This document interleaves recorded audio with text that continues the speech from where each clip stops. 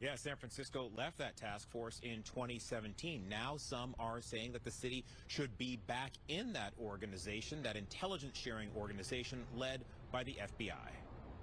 The terror attack in New Orleans on New Year's Day has law enforcement across the country and here in the Bay Area looking for how best to defend against similar attacks. Now, in a social media post, San Francisco's Police Officers Association has called for the city to rejoin the FBI's Joint Terrorism Task Force. The POA saying the recent attacks, coupled with upcoming events in San Francisco, including the mayoral inauguration, the JP Morgan Chase Convention, and the NBA All-Stars game, now, they say, is the time to rejoin. The eyes of the world are going to be on San Francisco basically for the next 2 months, right, to see how we handle these high-profile events.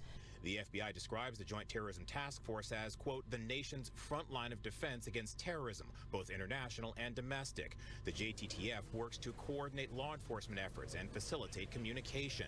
Rick Smith is a former FBI agent and security expert. He said in light of recent attacks, law enforcement needs every tool at its disposal to keep people safe. It takes an event like this in New Orleans and Las Vegas to realize how important it is to have this coordination, this instantaneous coordination. You know, one command post. SFPD needs to be involved in this. San Francisco left the Joint Terrorism Task Force in 2017 as President Trump took office for his first term. The American Civil Liberties Union of Northern California, Council on American Islamic Relations, and other organizations supported the move at the time, concerned the task force could infringe on the rights of law-abiding citizens. The San Francisco Police Officers Association argued that San Francisco should reconsider its position and that the city can work with the task force to protect the city from terrorism and protect the rights of the people. I think it's a fine line. You know, everybody has to know what their part is, and they have to follow the rules. The POA says now it's up to city leaders to determine the path forward. Well, it's the police commission because they have to agree to the MOU, but that would be in conjunction with talking with the police chief, talking with the mayor, talking with the board of supervisors. So the decision makers in the city have to come to some joint agreement.